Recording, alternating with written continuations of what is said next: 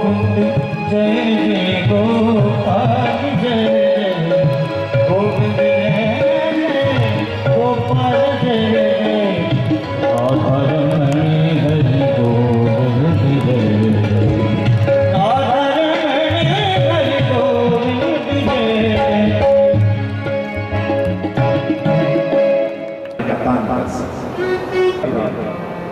तो भक्त है उसकी इतनी महिमा है, संत है उसकी इतनी महिमा है। भक्त का अपराध है तो बहुत बड़ा अपराध है। मैं आपको क्षमा नहीं कर सकता। दुर्वासा जी ने आकर राजा के चरण पकड़ने चाहे, राजा पीछे हट गए और कहा आप ये क्या करते हैं। तब जाकर दुर्वासा जी को शांति मिली, कष्ट से मुक्ति मिली। बोलिए भगवत्सल भगवान को राजा हरिश्चंद्र जिनका नाम लेने से धर्म बढ़ता है, सत्य बढ़ता है। बोलिए राजा हरिश्चंद्र जी महाराज जिन्होंने सत्य के लिए सर्वस्व छोड़ दिया। महाराज राजा वर्षों त्याग कर दियो और नौकरी करे, और नौकरी में ये संसार की नौकरी सागे कि कोई भी दाग देना आवे तो बिना कर लिया दाग नहीं। तो पत्नी खुद आपके बालक को माने पुत्र को दाग दे रही तो बोले रानी मैं धर्म नहीं छोड़ सकती। अब मैं तो राजा रानी नहीं, ठीक है बदलन पुत्र साड़ी को पल्लो फाड़ दियो। बोलिए भगवत्सल भगवान की जय। भगवान से रहो नहीं रहो, भगवान साक्षात प्रकट हो गया। बोलिए राजा हरिश्चंद्र जी महाराज जय। तो ऐसे दिव्य दिव्य वंशावली में मोती प्रकट हुए। इन्हीं मोतियों के अंदर महाराज आगे चलते हैं तो सगर चरित्र आता है। महाराज सगर के ही पुत्रों को पवित्र करने के लिए, उन्हें मुक्त करने के लिए गंगा जी अवतरित हुई है। बोलिए भगवत्सल भगवान की गंगा मैया। महाराज सगर के इस चरित्र भाव में फिर आगे महाराज भागीरथ जिनसे गंगा अवतरण हुआ है, और इस वंशावली के अंदर फिर महाराज दशरथ और राजा दशरथ के 4 पुत्रों में बड़े बड़े राम, अर्थात इस वंश को पवित्र करने के लिए साक्षात भगवान राम रूप में अपने अंश से राम लक्ष्मण भरत और शत्रुघ्न ऐसे 4 से आए। बोलिए श्यावर रामचंद्र भगवान जय। तो हम लक्ष्मण जी आ गए हैं, तो ये हमें क्या है कि सुंदर सा एक भजन भी सुनाएंगे, और जो सेवा आपके द्वारा गाय के लिए हो रही है वो भी प्रकट करेंगे। श्री राम। बोले भागवत भगवान की जय। सर्वप्रथम मैं व्यासपीठ को प्रणाम करते हुए आप सभी सभा में, सत्संग में, कथा में बैठे माताएं बहनें, गुजरे का 4था दिन है। बहुत ही सुंदर कथा चल रही है। माताएं बहनों बड़ा उत्साह है। इतनी तपती धूप के अंदर भी आप, तो सभी को ये मालूम होना चाहिए कि ये कथा का माध्यम यही है कि हमें इस जीवन को सफल करना है तो सत्संग में जाना होगा, सत्संग में बैठना होगा, सत्संग करनी होगी, नहीं तो जीवन व्यर्थ है। पशु और मनुष्य में फिर फर्क क्या है। तो ये कथा का आयोजन जो रखा गया इस मोहल्लेवासियों ने, सभी भक्तों ने, बहुत ही सुंदर, बड़ा अच्छा मौका है। गर्मियों के अंदर तो लाइट चली जाएगी, घर में तो दुख पाओगे, कूलर बंद हो जाएगा तो थोड़ा परेशान पड़ो, बीननी परेशान पड़ो, अगर पंखो बंद हो गयो। लेकिन यहाँ कथा के अंदर क्या आपके कूलर चल रहे हैं। इसी को तो स्वर्ग कहते हैं। स्वर्ग कहाँ है? स्वर्ग है जहाँ प्रेम है। जहाँ प्रेम है वह स्वर्ग है। जहाँ प्रेम नहीं है वहाँ तो समझ लो सब कुछ है। घर में अगर सासू में प्रेम नहीं है तो गड़बड़, भाई भाई में प्रेम नहीं है तो गड़बड़, बस्ती में अड़ोसी पड़ोसी की प्रेम नहीं तो गड़बड़। लेकिन प्रेम जो शब्द है वो प्रेम रखना चाहिए। प्रेम बिना जीवन व्यर्थ है। मैं आगे कथा को बढ़ाते हुए समय थोड़ा लूंगा। 5100 रुपये हमारे हिम्मत जी देवड़ा साहब ने इस कार्य में सहयोग दिया है। 5100 रुपये रामलाल जी, सनो पेमाराम जी मारोठिया, कल का प्रसाद, और 5100 रुपये उन्होंने दिया। जोरदार इन भक्तों का आप स्वागत करें। और 5100 रुपये पुखराज जी, सनो केवलचंद जी टाग मंगलपुरा निवासी, उनकी ओर से भी सहयोग मिला है। 5100 रुपये गुरु कृपा जनरल स्टोर, हमारे रलाल जी का जनरल स्टोर है, उन्होंने भी ये सहयोग दिया है, बहुत सुंदर। और 11000 रुपये सोमलाल जी, सनो भोरलाल जी गुड़ेरिया। इस परिवार को जोरदार आप तालियों से स्वागत करें और भगवान सब इनको आशीर्वाद दें। ये जो सहयोग आया है इस कार्य को संपन्न करने के लिए मिल रहा है। तो एक तो अकेला होता है, और सब मिलकर के क्या हो जाता है, पूरी ताकत हो जाती है, संगठन हो जाता है। तो आप सब मिलकर के इस कार्य को पूरा करेंगे। बहुत खुशी है, संख्या बढ़ रही है, चौथा दिन है, 50% से ज़्यादा कथा का कार्य हो चुका है। आने वाले 3 दिन बचे हैं, मौसम भी बढ़िया रहेगा, इस प्रकार की सूचना है। तो मैं आशा करता हूँ सहयोग करें और कथा में आप बिल्कुल श्रवण करें। इसी क्रम में मुझे स्वामी जी का पहले दिन ही निर्देश मिला था कि जब भी आएंगे गुरु जी आपको एक भजन तो सुनाना ही पड़ेगा। तो ऐसी मैं कोई कलाकार नहीं हूँ, बाकी मैं प्रयास करता हूँ कि आपके सबके बीच में मैं सत्संग से संबंधित एक भजन सुनाऊंगा। जीवन में अगर सत्संग है तो जीवन सफल है। हम मंदिर जा रहे हैं, सब कुछ कर रहे हैं, लेकिन मन में सत्संग के भाव नहीं है तो सब कुछ बेकार है। कि संगत करनी संत की, काई नुगरा से काम, नुगरा ले जावे नारगिर, संत मिलावे राम।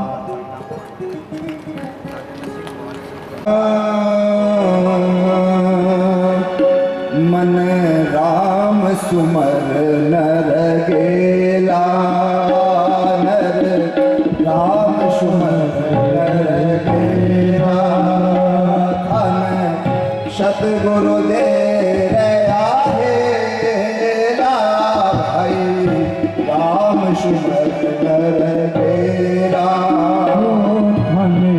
सतगुरु हर राम सुमर हर तेरा, राम सुमर नर गेला,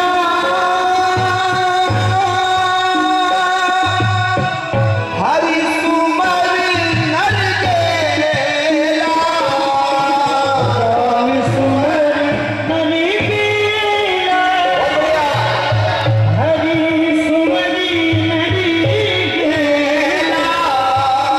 राम सुमर नर गेला, सतगुरु दया फेला, भाई राम सुमर नर गेला, सतगुरु दया फेला। अरे रे, राधे राधे। एक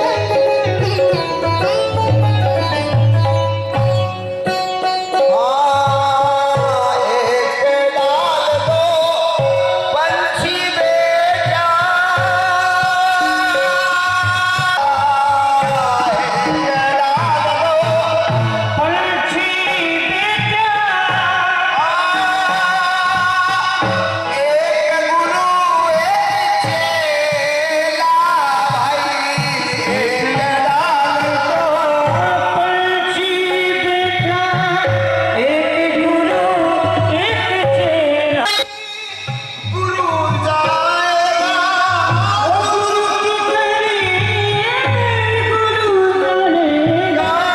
चल की करनी चेला, भाई चल की करनी चेला, भाई राम सुमर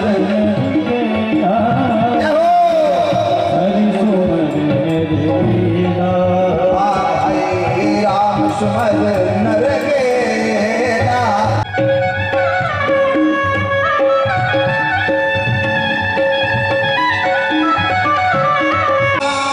कोटि कोटि माया जारी, जोड़ भरा एक थे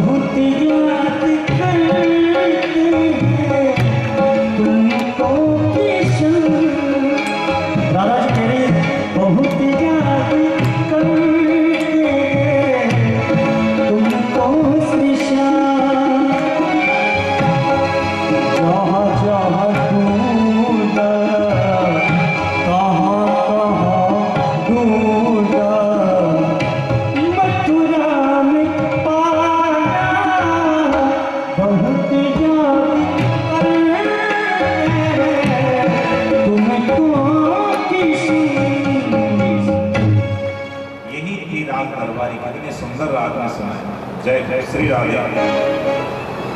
तो महाराज कथा के अंदर हम वंशावली का श्रवण कर रहे हैं। बस कुछ ही समय में जानकी के दर्शन होंगे और यदुकुल के अंदर भगवान कृष्ण हैं वो प्रकट होंगे। तो क्या कथा है कि राम जी आए हैं और अपने अंश से आए हैं। तो राम जी ने बाल लीलाओं के बाद अपने माता पिता को सुख देने के बाद किशोर अवस्था की लीला के अंदर गुरु और पिता की आज्ञा से ऐसे ऐसे राक्षस जो यज्ञ के अंदर विघ्न बन रहे थे उनका उद्धार महाराज आगे चलकर जनक के ताप को शांत करते हुए शिव धनुष को उठाया है। उठाकर महाराज डोरी चढ़ाने के निमित्त से उसके दो खंड करते हैं। बोलिए श्यावर रामचंद्र भगवान जय। अर्थात ये धनुष जो था ये राम और सीता के बीच में था, इसका टूटना जरूरी था। भगवान शंकर की भी यही इच्छा थी कि सिया राम से मिल जाए, राम सिया से। कौन सिया? भगवान की आराधना, भगवान की प्रीति सुंदरकांड में भी भावा। श्री राम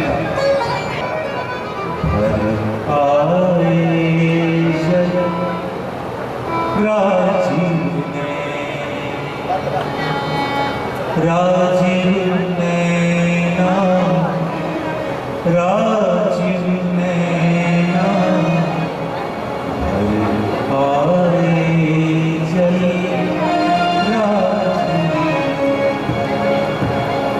भगवान राजीव के नैन सीता को याद आ। तो उस सीता को सनात करने के लिए धनुष बीच में था। भगवान शंकर की भी इच्छा थी इस शिव धनुष को टूटना। सिया स्वयंवर हुआ और सिया स्वयंवर ही नहीं हुआ, सीता आदि जो बहने हैं उन सबको राम जी के भाइयों को दिया गया। साथ ही साथ जब बारात आई तो जितने भी विवाह योग्य बालक थे उन सबको वहां से के साथ। तो ब्याह तो राम जी को हुए कि महाराज एक के सागे दयान बना। अब आकार से राम जी ने अपने विवाह के साथ साथ अपने साथ के जो अयोध्यावासी हैं उनका भी विवाह कराया है। बड़ा समय बीता, कुछ दिनों तक भगवान ने राम लीलाएं वहाँ पर की, सुखपूर्वक रहे, आनंद दिया। फिर मथुरा और कैकेयी को, मंथरा और कैकेयी को निमित्त बनाकर 14 वर्ष का वनवास स्वीकारा।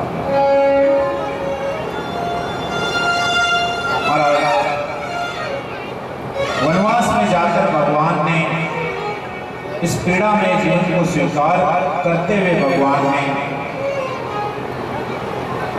मारीच, सुभाव, ताड़का ने जाने कितने ऐसे राक्षस जो भगवान के सिवा उद्धार को प्राप्त नहीं हो सकते, जिनका कल्याण नहीं हो सकता, जिन्हें कोई मार नहीं सकता, रावण, कुंभकर्ण, मेघनाद, इन सब का भगवान ने उद्धार किया।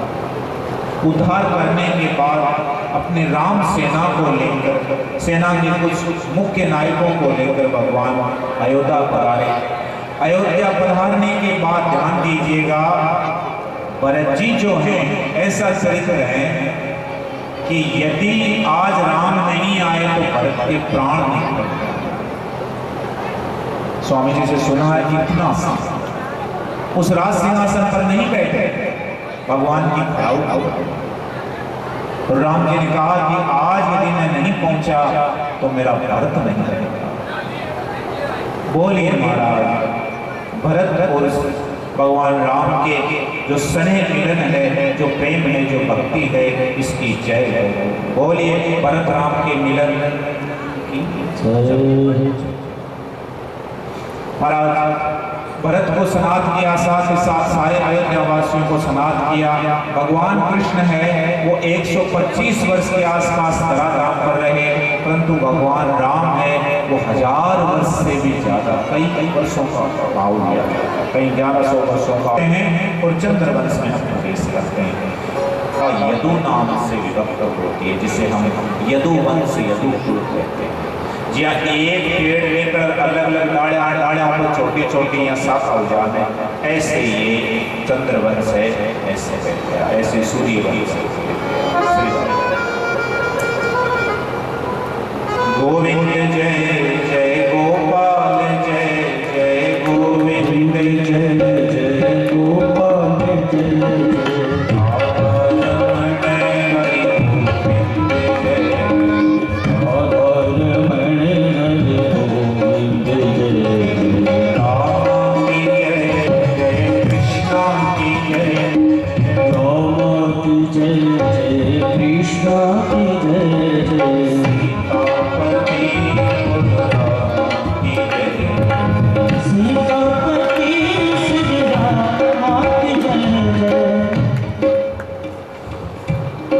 तो वंश विस्तारो भगता सुम सूर्यो राज्ञाम चो भय वंशायाम चरितम प्रभात।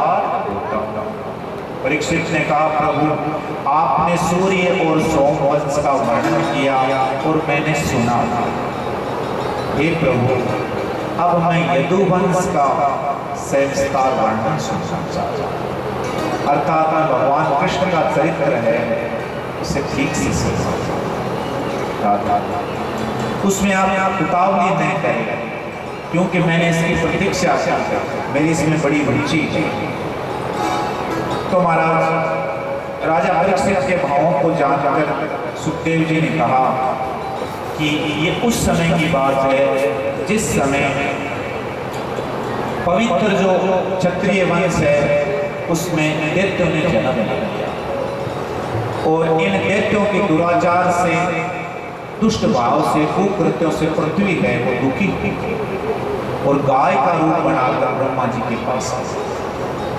ब्रह्मा जी ने सब देवों को लिया, पृथ्वी को लिया तो प्रभु के पास आए और जाकर महाराज सारा वृत्तांत कर सुनाया। कथा आती है कि वहां पर भगवान दिखे नहीं तो ब्रह्मा जी समाधिस्थ हो गए, तो ध्यान के अंदर भगवान की वाणी सुनाई दी।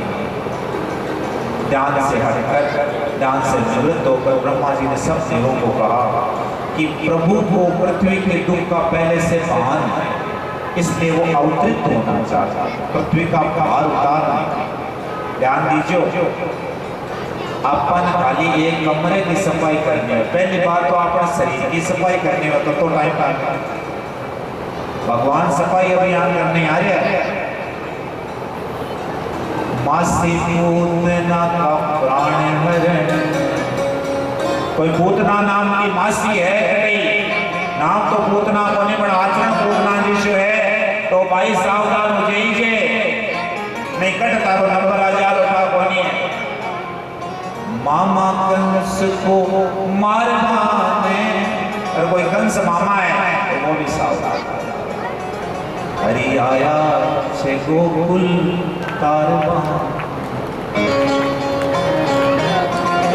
आएंगे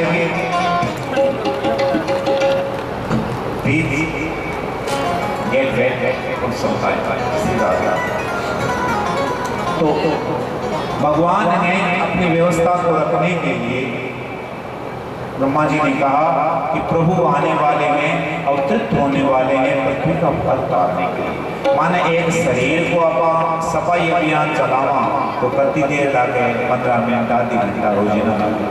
अब साड़ने से आप करा, कोरे ने से आप करा, कमरे ने से आप करा, एक आश्रय ने से आप करा, रूम ने से आप करा तो टाइम पचे चौक रसोई दिया कर घर ने से आप करा तो टाइम लगे। अब सोचो भगवान तो पूरी पृथ्वी की सफाई ये वास्ते देवता ने कियो कि थे भी भगवान के सहयोग वास्ते जन्म ले लियो। जब भीम और अर्जुन और नकुल और सहदेव के सगड़ा देवता ये देव की वसुदेव की देवता ही क्यों के सर्कस करने जी आवे ने तो वो पूरी टीम ले रहा है और कर्तव्य टीम ही करे। आपा तो जार दर्शक पर देखा ही आती आपा कर्तव्य कर सकते। तो भगवान अवतार हो रहे हैं तो अपने पार्षदों को साथ लेकर, साधारण मनुष्य की शक्ति अलग है, देवों की शक्ति अलग है और ईश्वर की शक्ति उससे भी अलग है। महाराज भगवान का ये भाव प्रकट हुआ। भगवान ने क्या किया कि इधर कंस की चचेरी बहन है राजा आहू की, क्या नाम है? राजा आहू की, जिसकी 2 संतान है, एक का नाम है देवक और दूसरे का नाम है उग्रसेन। तो देवक की 7 कन्याओं में एक कन्या है जिसका नाम है देवी, और राजा उग्रसेन है, उसके क्रोध आदि लड़कों के अंदर एक लड़का है कंस, जैसा नाम वैसा काम। महाराज ये बड़ा दुष्ट है, परंतु अपनी चचेरी बहन देवकी से बड़ा प्रेम रखता है, इसका बड़ा आदर है। पर दुष्ट व्यक्ति का जो प्रेम है ना, वो बड़ा खतरनाक।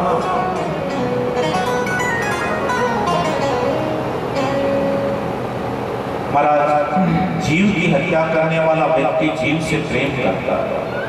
वो प्रेम इसीलिए करता है कि उसे पाल पोस कर जीव जाता है, ये उसका प्रेम है।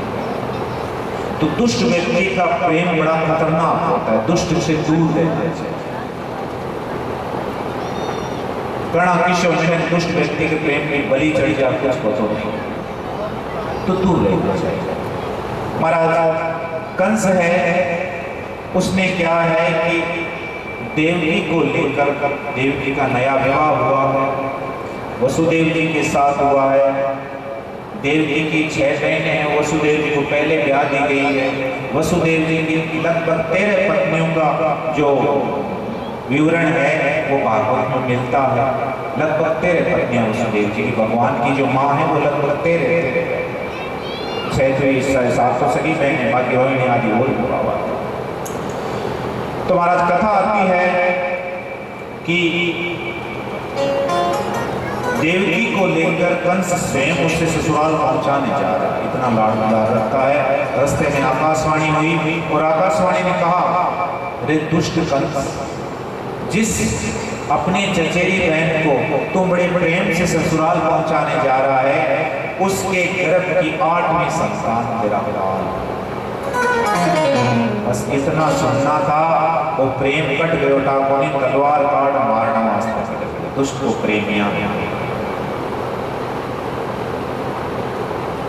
संसार में जिनका संबंध घोर स्वार्थ बनेगा है ना, एक तो व्यवहारिक संबंध है, ध्यान दीजिए, कोई की छोरी लेनी जरूरी है, छोरो देना जरूरी है कि व्यवहार है, पर जगह स्वार्थ में माए, जगह संबंध में घोर स्वार्थ आ रहा है, वो संबंध में जे स्वार्थ काई पाको प्रेम बारे में नहीं कोनी सगो सगे के मुकट हो गए। अरे आ सगी जी को थे लाड दुला करा, सगो जी को लाड दुला कट के उठा ये प्रेम इतना खतरनाक। पुजारी ने कोटन लाग रहा, कथाड़ो कोटन लाग रहा, मैं कथा करूं तुम क्या आ जाओ। ऐसा होता क्यों है? स्वार्थ के कारण होता है। जहां पर घोर स्वार्थ आ जाता है, तो महाराज कंस है, उसको अपना शरीर बड़ा प्यारा है। अपने शरीर को बचाने के लिए उसने देवकी को मारना स्वीकार कर लिया, तलवार लेकर मारने को उद्यत हो गया। तब वसुदेव जी ने कहा कि भोजराज आप ऐसा सारी देखो, एक तो आप पुरुष हैं, राजा, जैसे आप इसे मारेंगे आपकी कीर्ति तुरंत नष्ट हो जाएगी, क्योंकि वीर पुरुषों को ऐसा करना संभव है। माने साम दाम दंड भेद ये 4 नीतियां होती समझा, जो इनका जानकार होता है वो व्यक्ति को समझ आता है।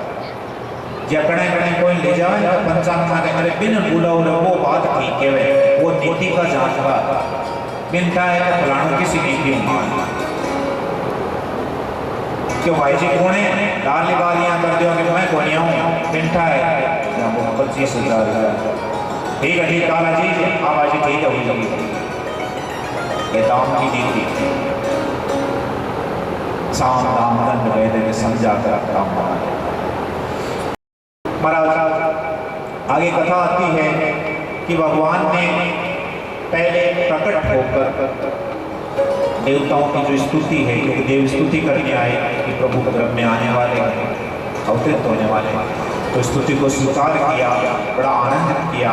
और इनके चले जाने के बाद भगवान चतुर्भुज रूप से जो प्रकट है देवकी वसुदेव से कहा कि तुमने मेरे जैसा पुत्र प्राप्त करने के लिए सृष्टि के प्रारंभ में तपस्या किया कि उस समय तुम निष्पाप थे। तो मैंने विचार किया कि मेरे जैसा दूसरा कोई है ही नहीं, तो मैं कहां से हूं? इसलिए मैंने 3 जन्म तक तुम्हारा पुत्र होना स्वीकार किया। उसके जैसा तो एक है, दूसरा कोई द्वितीय। महाराज वामन रूप में यही भगवान के जो माता पिता बने हैं ना, यही और ये वामन ही कृष्ण है। तो ऐसे करके तीसरा जन्म में मेरे प्रति तुम पुत्र और ब्रह्म भाव दोनों रखना। क्यों? केवल तुम मुझे भगवान मानोगे तो तुम्हारी ममता मुझे नहीं मिलेगी, तुम्हारी ममता मुझे नहीं मिलेगी। देखो भगवान के जी भाई अगरबत्तियां करे जी की भगवान ने भगवान माने प्रणाम करे और जयकारा टिकारा मतलब ठेकारा आदि लगावे, पर जबकि भाई लड्डू गोपाल के रूप में भी सेवा करे। मैं यहाँ देखिए काड़ियों भी करी तो वो काड़ियों कहने की जो शक्ति आवे अब भक्ति के बिना कोई, अब भगवान में अपना ही कोई अपने आप। इसीलिए माता से कह रहे हैं कि मुझ में ब्रह्म भाव के साथ साथ पुत्र भाव भी रखना। ब्रह्म भाव तो इसलिए रखना ताकि मुझ में आसक्त न हो जाओ पुत्र समझकर, और पुत्र भाव इसलिए रखना ताकि मुझे तुम्हारी ममता तुम्हारा प्रेम नहीं दिखा। क्यों? ओ मारू बालो को छे प्रेम को नंद लालो को छे प्रेम को कोनी देखे युजात पार प्रेम देखे जट ही बालू भाव देखे जट ही बालू। जो विभाग है मैं ठीक करूंगा, नहीं तो बजा देगा। हमें 4 विभाग है, मैं ठीक से बोलूंगा नहीं। मारो बालो को छे मारो बालो को छे ओ मारो बालो को छे प्रेम को रे, मारो बालो को छे प्रेम को कोनी देखे यो जात रे पाप, कोनी देखे यो जात रे पाप। मारो मारो मारो ओ मारो मारो भूखो छे प्रेम को रे। आजा पापा ने मोटा मोटा रोटला रे, आजा पापा ने मोटा मोटा रोटला रे। खायो करवा कुल्लू को खींच, खायो करवा कुल्लू को खींच। मारो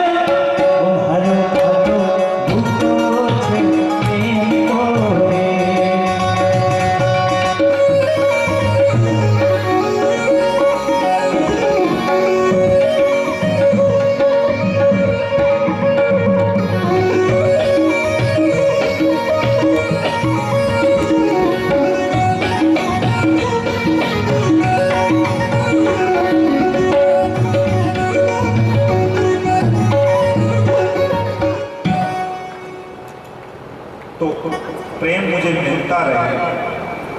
तो भगवान प्रेम का बड़ा भूखा है। मारवाड़ी में केवल तो मरे प्रेम का, ज्या कोई जिमोकड़ो हो जाए तो कीर्तनता ही मरे, नाम सुन ले तो ओकटे बोकटे हो जाए। कोई धन को लोभ हो जाओ तो धन खातर मरे, कोई 1 रुपये खातर कोई पूज्यारे मरे। तो यही भगवान प्रेम खातर मरे। कोई प्रेम देने वाला चाहिए फिर आए।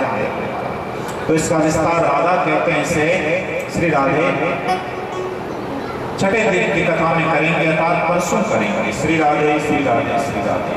तो महाराज आइए कथा के प्रसंग को आगे बढ़ाते हैं। कि भगवान अंतर्ध्यान हो गए और बाल रूप से प्रकट हो गए। बोलिए बाल कन्हैया लाल जय हो। श्री राधे। अरे खुल गए सारे ही ताले, अभी गाएंगे नहीं, अभी माहौल बन रहा है। श्री राधे। तो ताले वाले सब खुल गए, सब बेड़ियां हथकड़ियां खुल गई।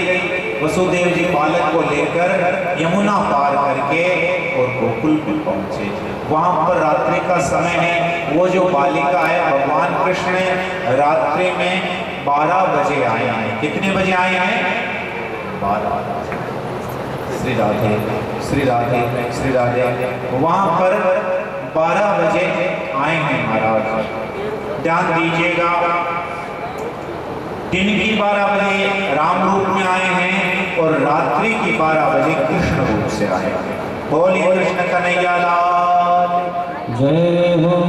तो महाराज वसुदेव जी के निमित्त से ये गोकुल पहुंचे हैं और गोकुल से जो बालिका जिसने जन्म लिया है वो वसुदेव जी के निमित्त से यहाँ पहुंची।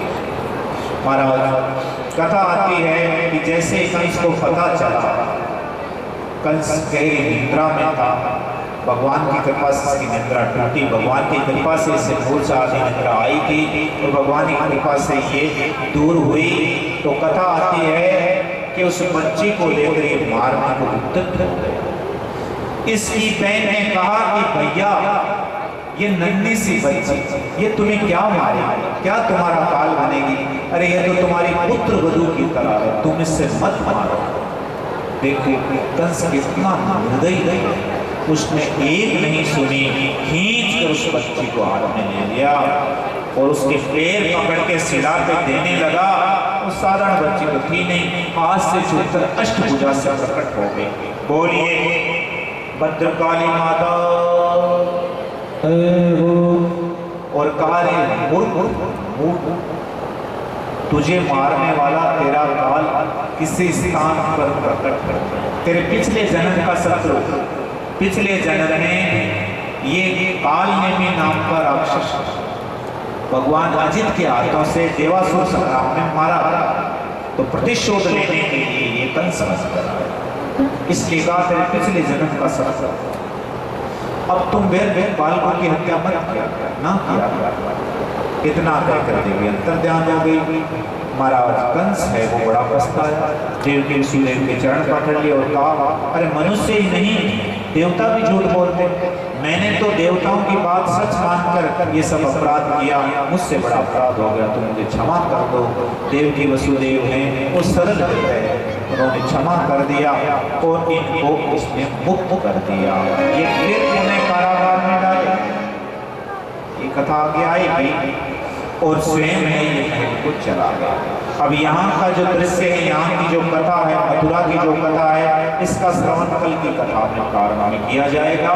महाराज अब हम चलते हैं नंद जी के गोकुल के अंदर। कहाँ चलते हैं? नंद जी के गोकुल के अंदर। बोलिए कृष्ण कन्हैया लाल की जय। श्री राधे। तो क्या लिखा है? नंदस्वात्म जह उत्पन्न जाता हादो महात्मना आहुए विप्राण वेद ज्ञान स्नाते सुचिर रलंग है। नंद बाबा बड़े मनस्वी और उदार थे। पुत्र का जन्म होने पर तो उनका हृदय बड़ा ही विलक्षण हो गया।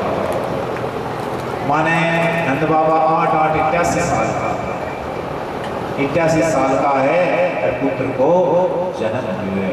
तो महाराज बुढ़ापे में जो पुत्र हुए नहीं, अवस्था के बाद जो पुत्र हुए भी को तो बचपाई है, पुत्र को भाव सुन बड़ो आनंद अलग ही हो जाओ महाराज। बोलिए भगवत्सल भगवान जय। तो महाराज हार श्रृंगार आदि से बेन आदि को बधाई दी है और नहा धोकर बड़े तैयार हुए हैं और गोकुल के अंदर सारे लोग हैं वो अपने अपने घरों से भेंट लेकर नंद जी के आंगन में पहुंच रहे हैं और इधर हम उत्सव मना रहे हैं।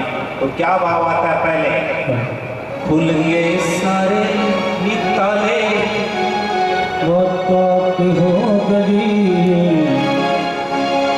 जब से जन्मे कन्हैया का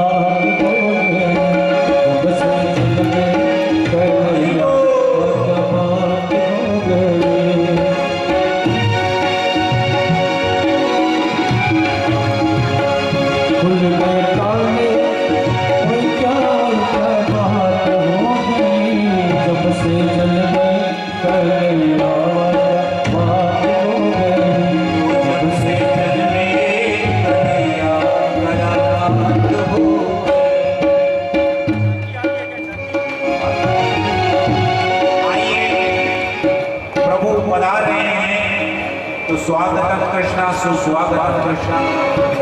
और कन्हैया के बीच से थोड़ी जगह कर दें, थोड़ा साइड में हो जाए, माता बहन बीच से आएंगे कन्हैया। स्वागतम कृष्णा, स्वागतम कृष्णा, शरणागतम कृष्णा।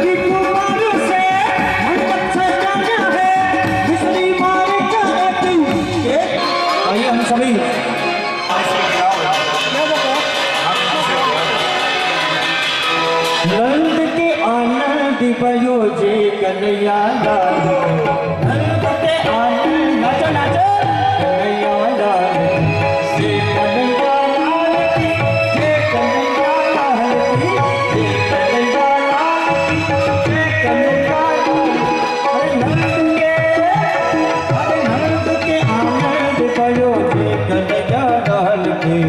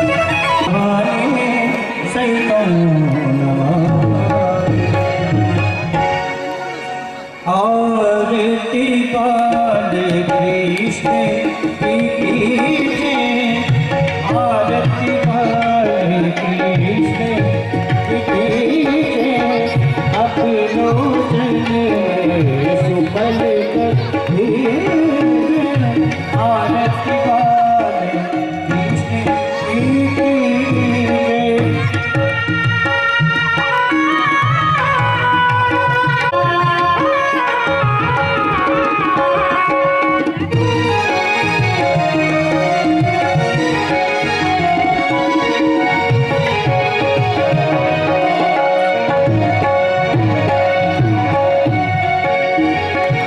श्री यशोदा को परम दुलारा श्री यशोदा को परम दुलारो बाबा के अज्ञान को तारो बाबा के अज्ञान को तारो बलदाऊ को छोटो भैया बलदाऊ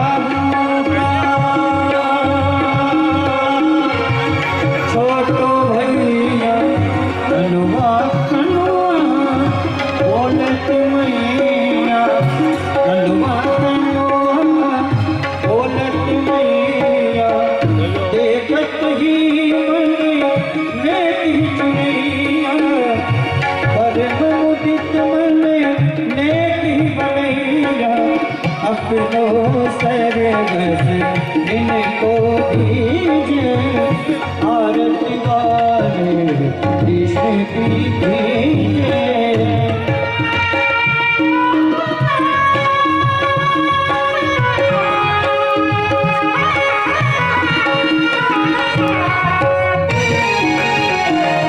राधे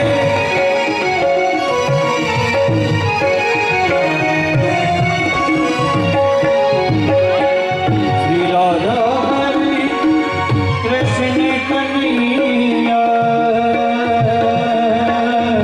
श्री राधा हरि श्री कृष्ण कन्हैया ब्रज जन कौन है लेते कवैया।